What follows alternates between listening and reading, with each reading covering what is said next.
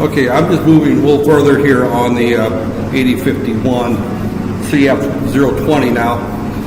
As we'll see later on in the lecture or tomorrow during the lab, that we're actually going to be running the 850, not the 020. It's a different board, and I've actually got one of the boards with me. It's a smaller board right there. So, okay, I'm just going to kind of go through here, and this is kind of system overview. This is going into more detail on this here. There is one test question on the final exam that's coming from this particular set of lectures right there, in particular the lab tomorrow. So if your classmates don't come to the lab, then I can almost guarantee they'll miss one of the test questions right there, because it's going to be on the lab that there. So this is the series of topics. I'm not going to go through all these topics on this list, but this is the internal work up there. And again, as we said, this is the CPU. This is the ALU. Right here. Or excuse me, this is the accumulator. And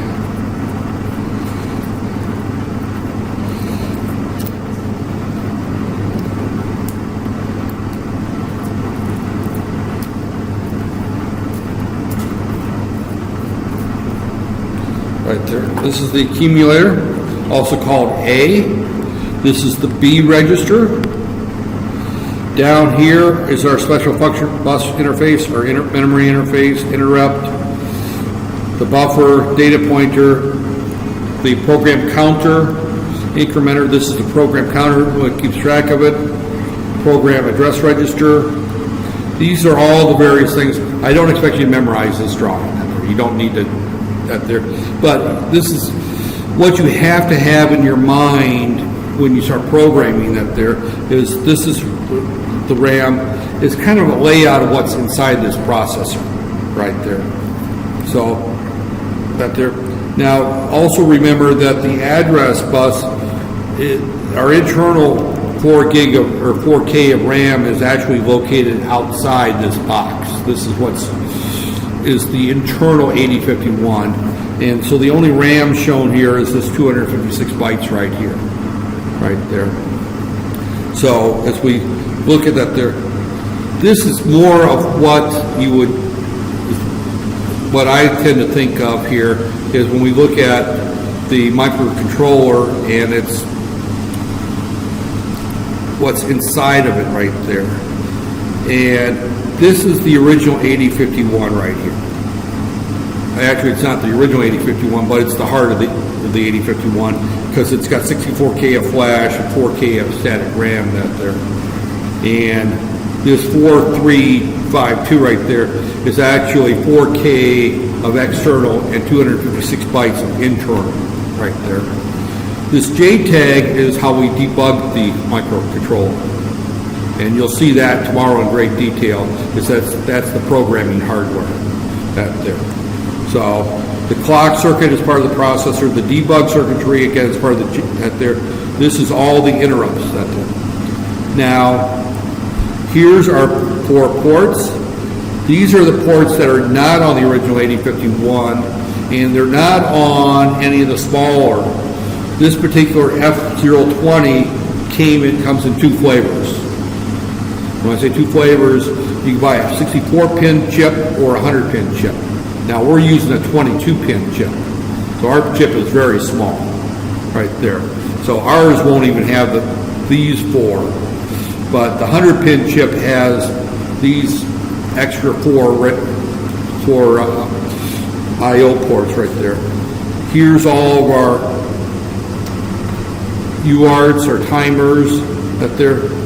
We have something here which is a very important thing here. It's called the crossbar. Now the crossbar is extremely important to this processor because it is what connects all this digital I/O that we have and analog I/O, because that also goes through the crossbar, with all the various pins.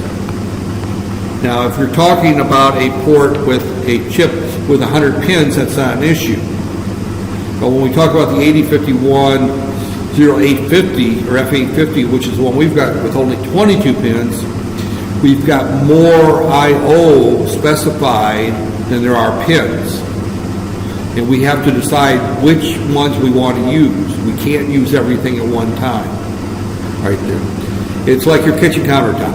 You know, since I'm talking 4 ladies here instead of the entire class of 39, I can pick on the, use that example, is you've got a bunch of kitchen appliances, or at least my wife does. My wife lived in the U.S. for 7 years, so she acquired probably more than most of the locals do that. But she's got KitchenAid mixer, she's got a Cuisinart food processor, she's got a coffee maker, she's got a microwave. And her countertop is only so big.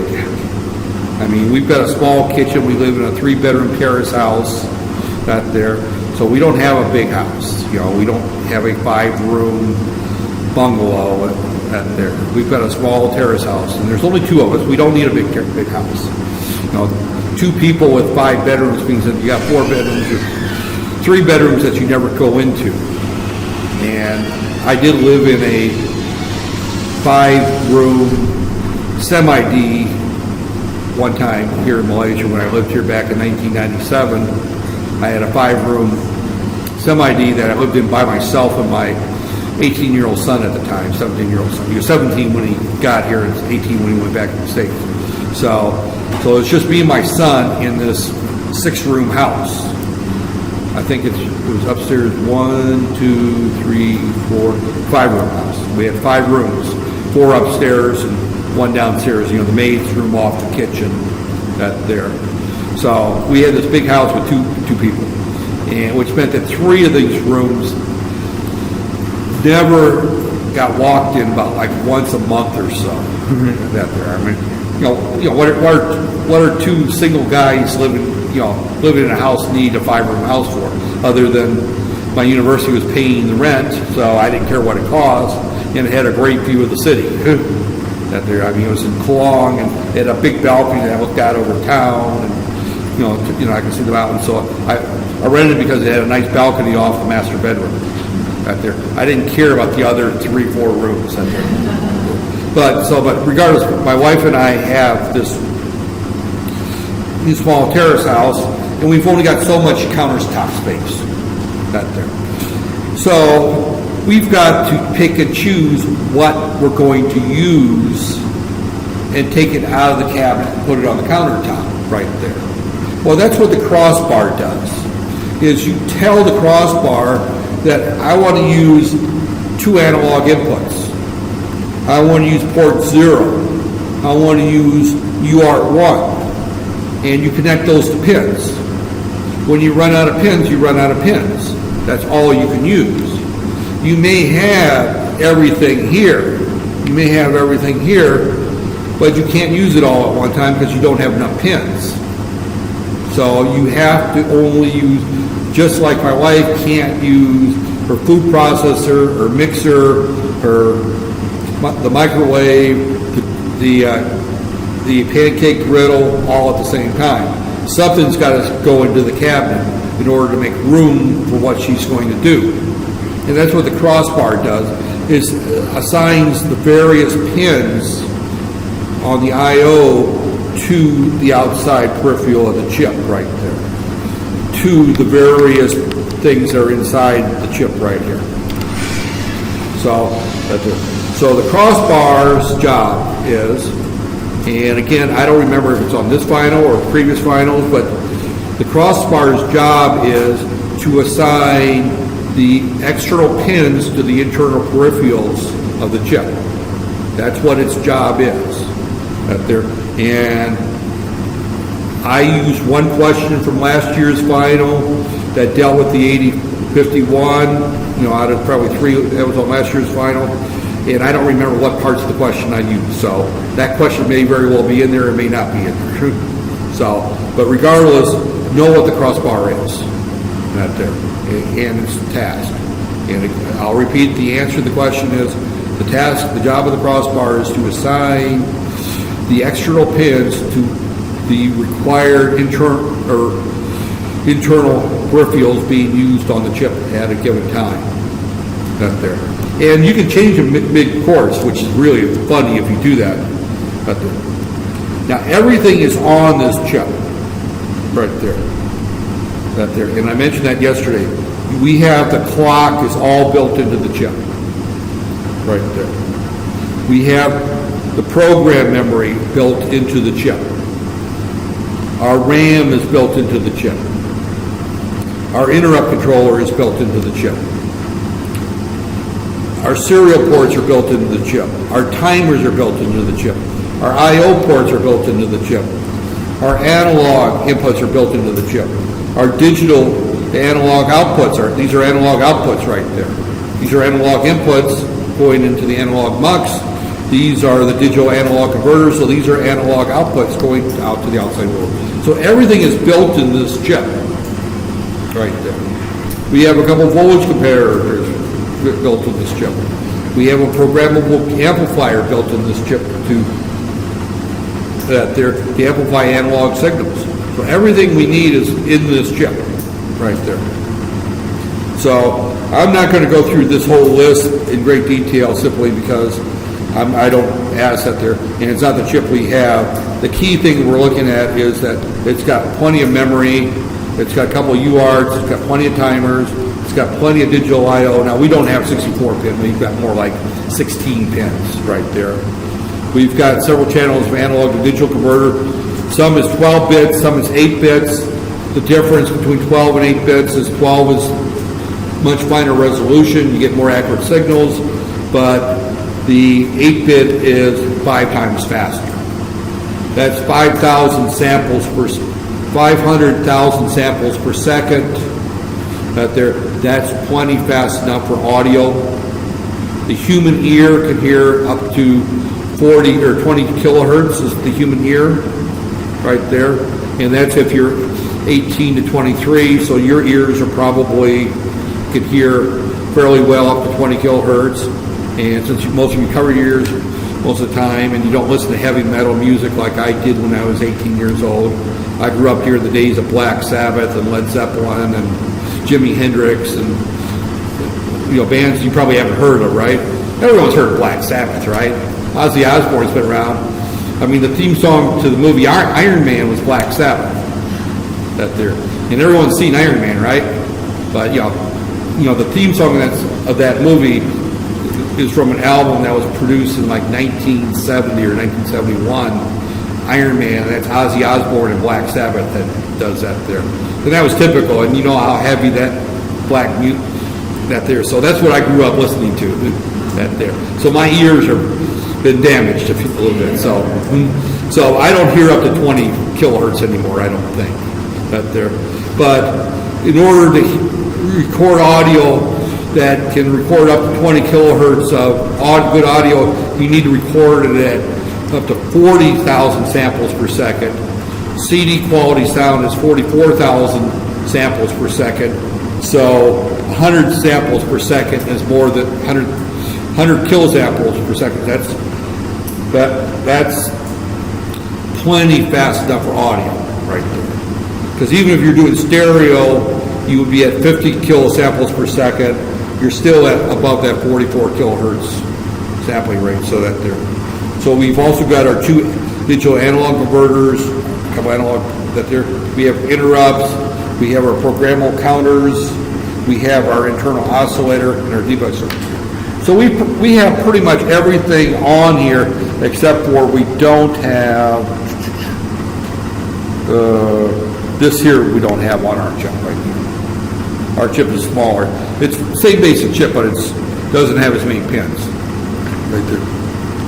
This is what it looks like in terms of a block diagram. This is our 8051 core. Again, here's our crossbar right here. You can see here's all of our various ports right there. They all go through the crossbar. Also going through the crossbar is our analog right there. So all this goes through here.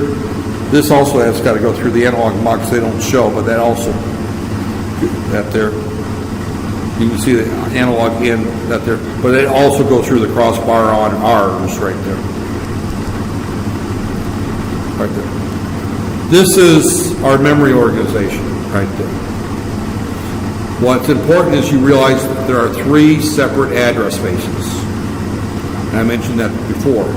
We have our program memory, our data memory. Again, this is only 256 bytes right there. And we have our XRAM. Now, XRAM has got 4 kilobytes that are internal to our chip right there.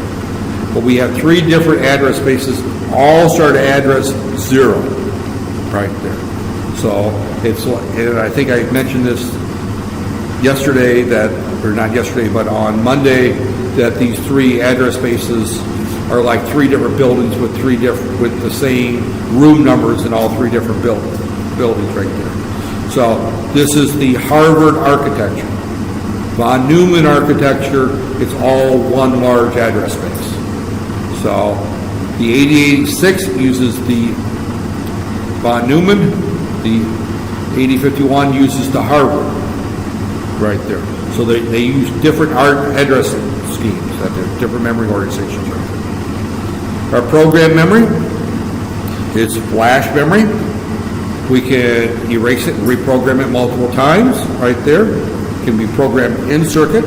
You can build the 8050, the circuit with the programmer built into it, and all you have to do is put a little 8-pin header strip on there, and you can reprogram it out in the field right there. You can set up where you can download firmware and update the software out in the field right there. It does provide some non-volatile data storage, and as I said, it allows field programmable out there. I have used the field programmable portion of this. I've actually built one product where I put two of these chips on there. I think I put the 2 of the 120s on there, and I just put little programmers on there. I didn't design it to do it over the internet. You know, in order to reprogram it, somebody had to go out with a laptop, open up the unit, and plug in the 2 header strips out there and reprogram each processor separately. But it was for a machine that sorted potatoes right there. So again, the internal data memory, 256 bytes, of which the upper 128 are not usable. Those are the special function registers right there. These are direct or indirect addressable. You can just use them as normal memory. This 16 bytes can be used as either bit addressable or byte addressable, either way. The bottom 32 bytes are your registers, right there. Those are your registers, R0 through R7 times 4 banks, right there. Special function registers, right there. Now, what's important is it duplicates the ones found in any other 8051 right there. And then we have new ones. The original 8051 had a series of peripherals that had 4 ports, it had 2 or 3 timers, it had 1 serial port. Those are still there. They didn't change the location of them. Those are still there. All they've done is just kept adding new ones right there. So some of them are bit addressable, some are not. This is a complete list right here of the special function registers. You don't have to memorize it. Don't worry about that there. But some of them are fairly obvious what they are. Let me just kind of highlight one. T0, TH0, TL0. That's timer, 0 byte, low order byte, upper order byte. This is analog mux 0 select right there. Port 3, port 2, port 1, port 0. Here's the 4 ports.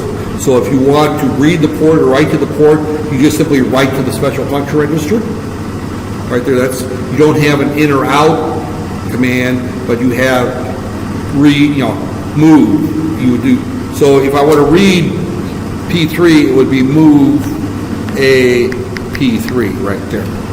Now I can use P3 simply because P3 is included in a header file that contains all these addresses. Or I can say B0 right there. B0 happens to be the address of P3. The reason I say you don't have to memorize these addresses is the first thing you'll see is that we include a file that has all these addresses in it. So we just know that P3 is port 3, so we just move into a port 3. And we'll get into the instruction set here shortly. So the ports are bit and byte addressable. This doesn't count with our processor because we don't have these ports, but we had those. Those are only byte addressable. We've got like 24 pins total, so we've only got like 18 pins that we can access there. Again, access to our ports is through reading and writing the port registers. That's how we read and that's how we look at the outside world with this chip, as we read or write to those registers. So if we want, I talked about we can do a move port 3, the accumulator, or we can say immediate 1, 2 hex right there. And that's going to put the data 0001, 0010 on that port. So that writes to the outside port right there. All the pins are 5 volt tolerant, but they're 3.3 volts. Port 1 is used also for our ADC. Again, it goes back to we've only got so many pins, so if we're going to use the analog digital converter 1, we have to give up port 1. You can't use the same port for analog and digital at the same time. Right there. Again, this is the crossbar. Essentially, a large digital switching network allows swapping of internal peripherals on the pins right there. Right there. So what we've got is, here's all of our peripherals, here's our I/O pins, and this is a switching network right there. I've got 300 phones going into a building and 10 phone lines, or 300 phones in a building and only 10 phone lines. I have to have a way to say which of those 10 phones have access to those, or which of those 300 phones have access to those 10 phone lines right there. So here we've got 32 pins, and here we've got a bunch more. We've got 32 here, and probably another 32 pins here, and we just allow switchovers. Which ones get access to these pins right there. Our analog converter, I'm not going to go through right now, but we have our analog converter right there. You'll see that in the microcontroller course. We also have our digital to analog converters, where we have an analog going out right there. We have comparators to compare two analog voltages right there to look for see if something's higher or lower than the other. Usable for things such as temperature sensors, things like that there. We can have our voltage regulators, internal regulators. Again, that's for our ADCs. Now I'm going to jump to the next set of slides. That's the basic internals right there.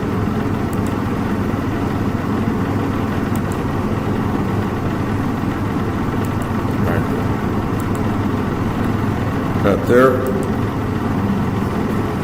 Now I'm going at there. These slides are actually much shorter than the other ones. All right, now I'm going to start talking about the tool stick and what you're going to be using tomorrow, right there. And this set of slides actually is relatively short, right there. So the tool stick is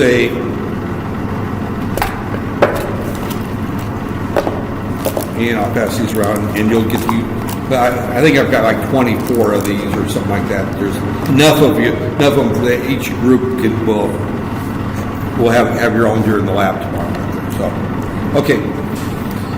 The microcontroller system consists of a target board and the programmer and the IDE. in our case, this is our microprocessor board. Not much to it, right there. But you'll see, and I'll pull up a diagram for it here in a second. That there's a microcontroller, there's some pins on the back, there's a couple push buttons, a couple LEDs, and a touch mount. And try to hold that edge is working. So let me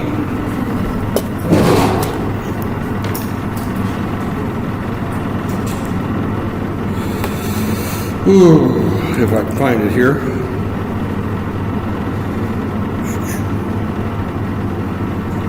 Okay.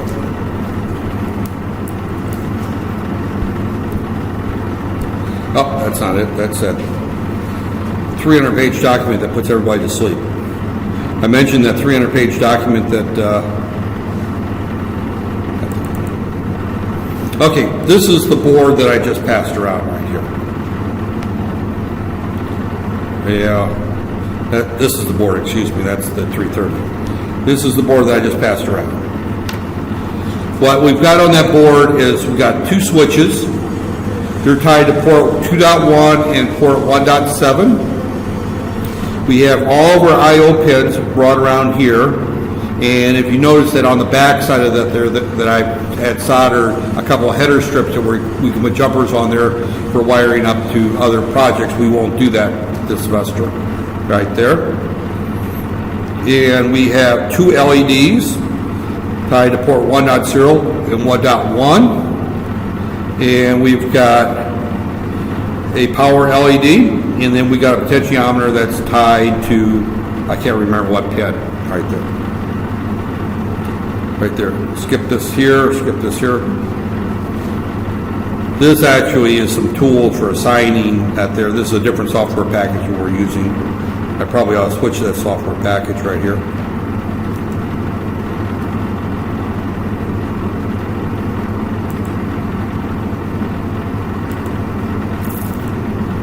Right there. What I'm hoping is to find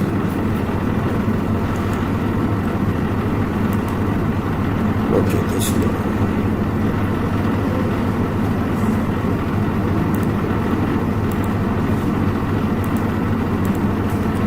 Okay.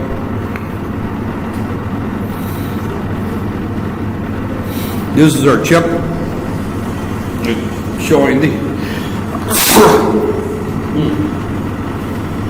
our 24 pins, of which 3 of them are not connected, so we only have 21 pins that we're using right there.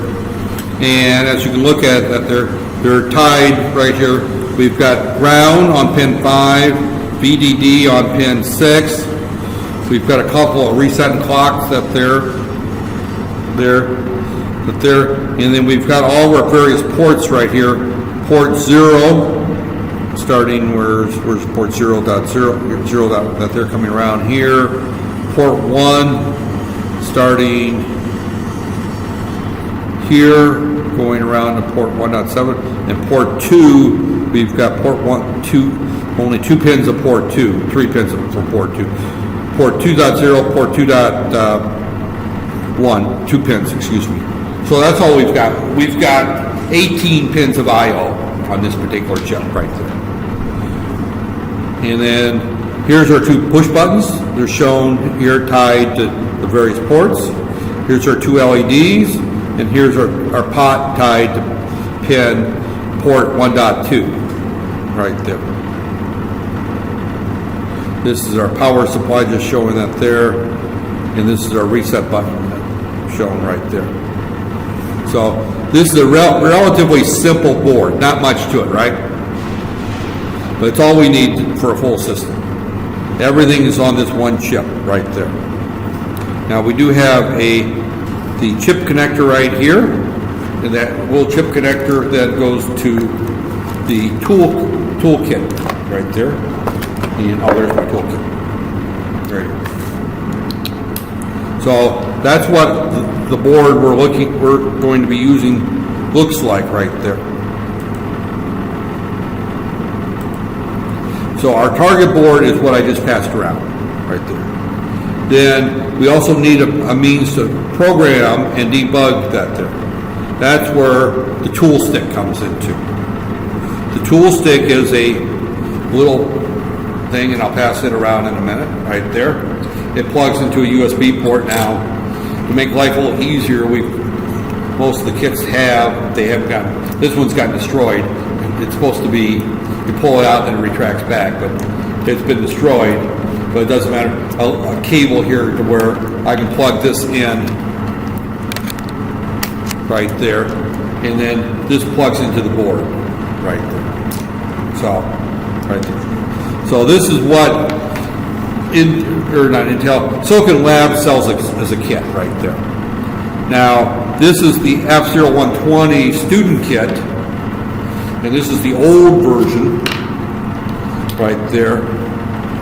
This right here and this right here has been replaced with this here, the tool stick right there. So this is a little bit different than these slides are older. This is an old kit right there.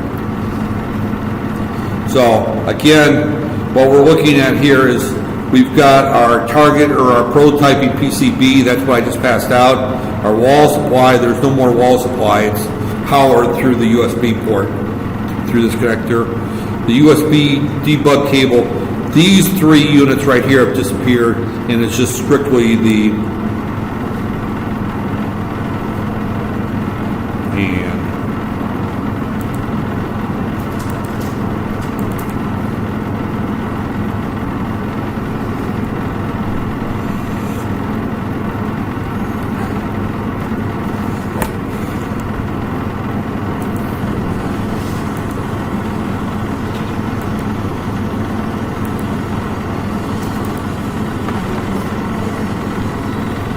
tool stick here. Now, you'll notice as I pass this tool stick around that it's in a plastic case now. When they did that slide, that toolkit actually came bare bones like this, like the board did. But they discovered that too many people were shorting it out, so they put it in a plastic case right there. So now this entire kit is relatively inexpensive. I think I bought these for about 30 ringgits each for the kits.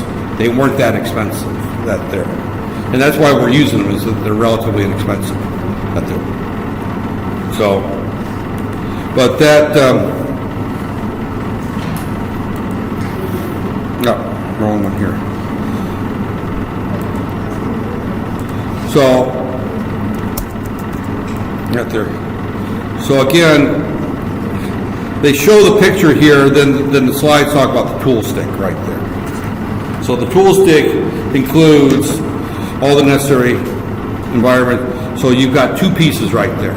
You've got the board and the programmer right there. So this is again showing the tool stick here.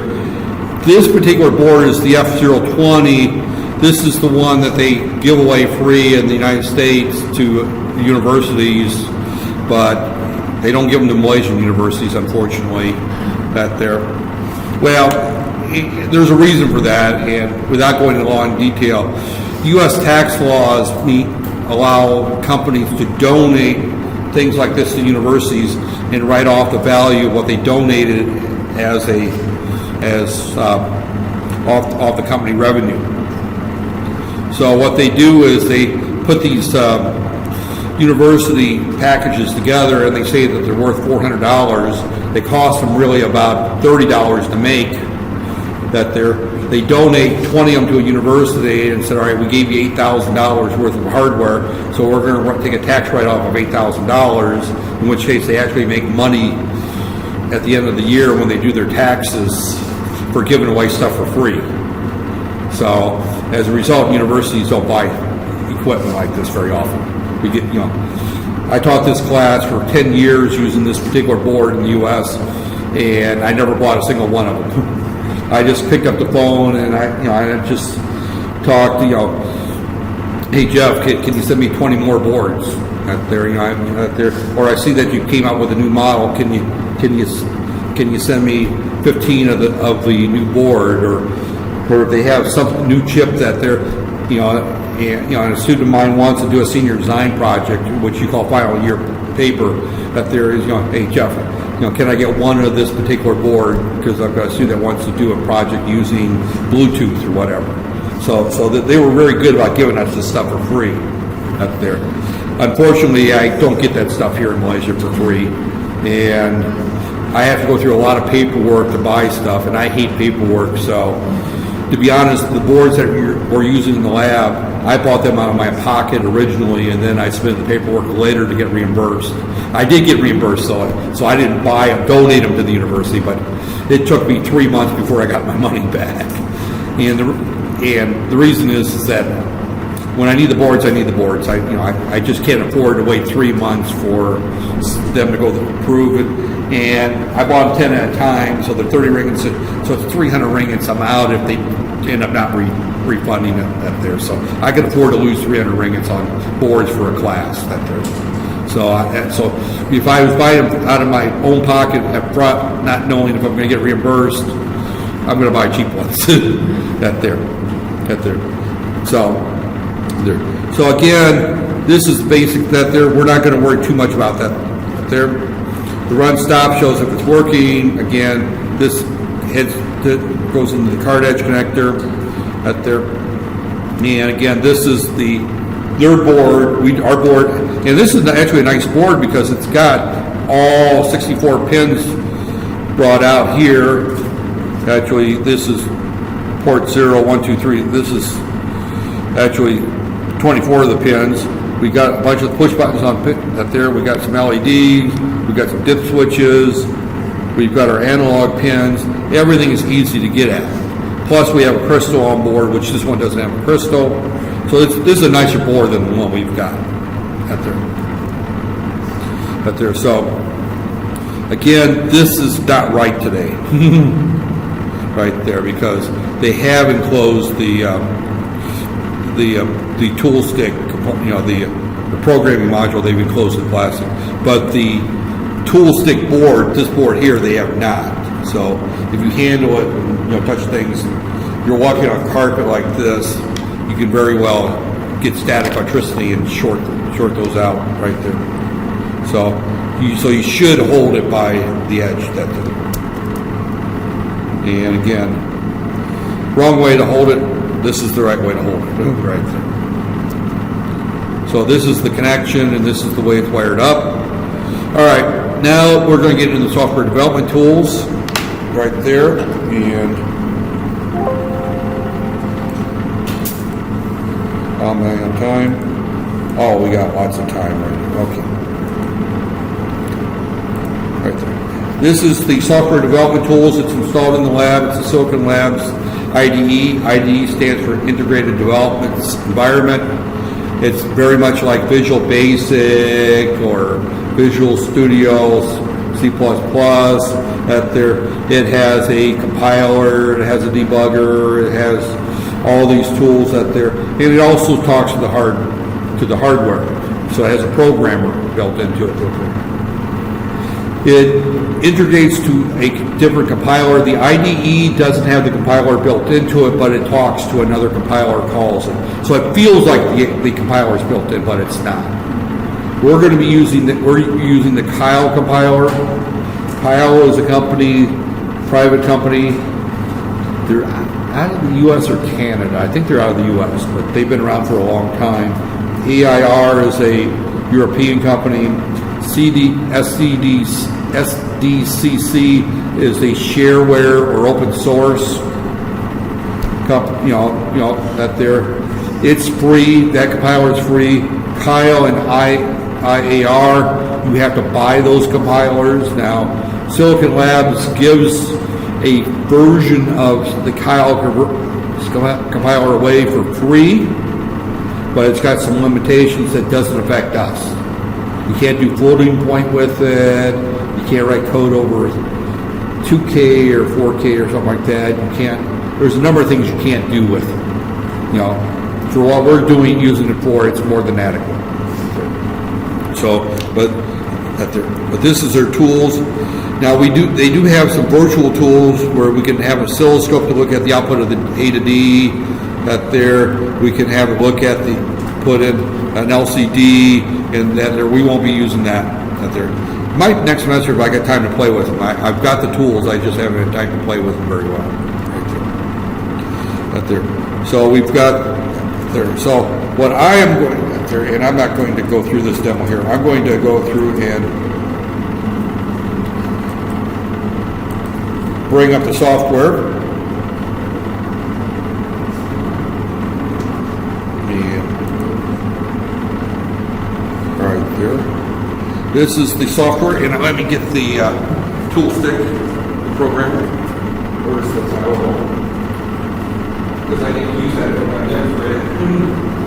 right there. So this is what the software looks like. Now I'm going to cheat a little bit, and I'm just going to bring up an old project right there. So open. And Blinky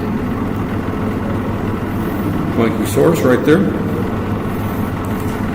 All right, this is the one you're going to be doing tomorrow. And we'll talk about it tomorrow in detail. Right there. But it's a relatively simple project. Before we talk about it, I need to talk a little bit about the instruction set. But this is our code right there.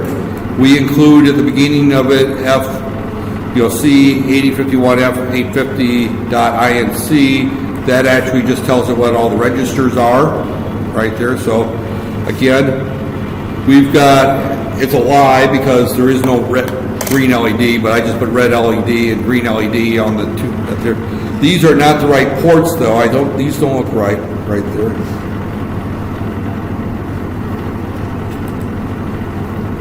Right there.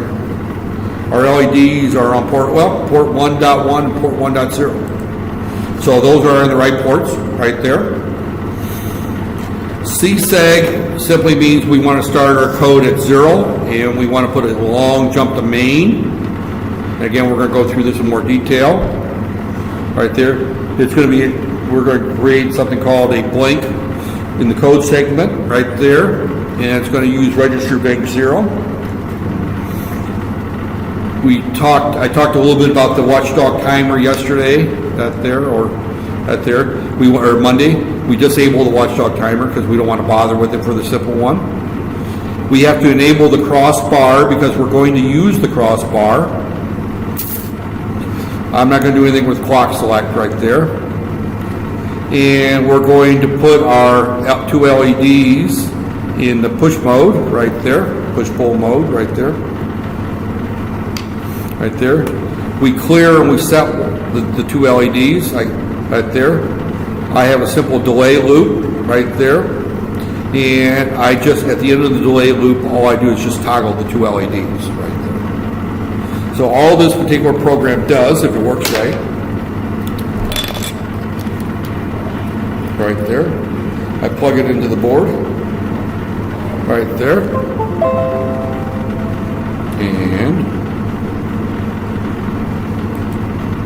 And I said, if it works right, it did not recognize it. Don't tell me that. First off, we can compile it. It compiles perfectly fine. Blink's perfectly fine.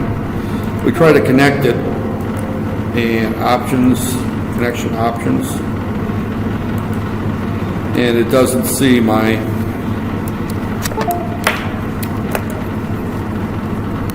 hopefully it's just the cable.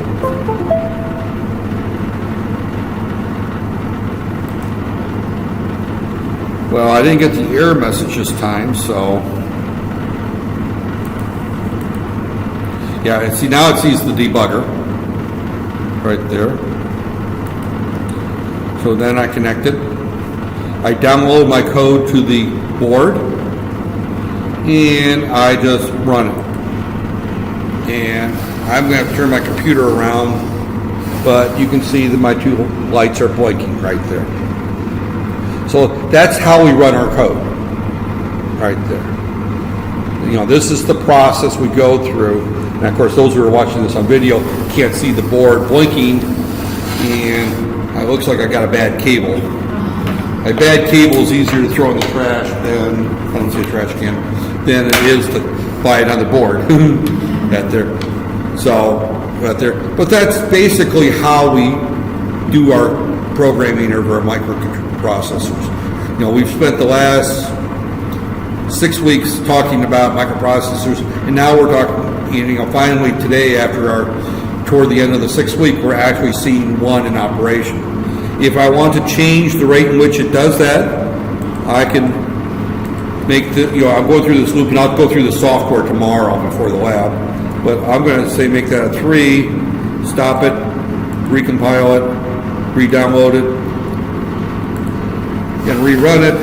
And those of you who have good memories, remember how fast it was blinking before. Watch and see it's blinking much faster. I can make it blink much slower.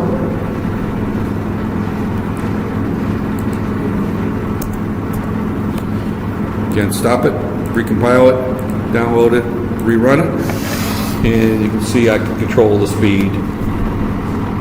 Very simple. I can have blink together. That's easy enough to do.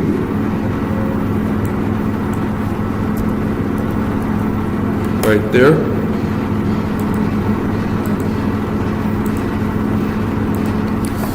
And I can blink them together. So as you can see, I've got complete control of what's going on in the hardware right there. And again, I'm just making minor changes in the code.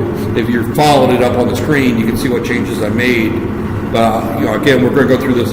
But tomorrow the plan is for you to check out a board, and I'll go through these steps one by one, and you follow along, and you do it, and then you write a little report at the end of that and submit it. And that's lab report number 1. And then next week we'll have lab report number 2, because if you look at the grading system, there's supposed to be 2 lab reports right there. So lab report number 1 is blinking. And I will point out one other thing is that at least part of one of the questions on the final exam will come from one of the 2 labs that we do. So if you didn't do the lab and you didn't understand the lab, you're not going to be able to answer that exam question out there. So out there, but as you look at it, it's not very difficult. You know, programming this thing is not very difficult. Now, back in the old days, we had to burn proms and stick the prom into the development board, test it with that there. We can also set up breakpoints, and I'll just go through that tomorrow or next week. So with that said, that wraps up today's discussion. And I thought I was going to be running long today, but I actually ran real short. That there.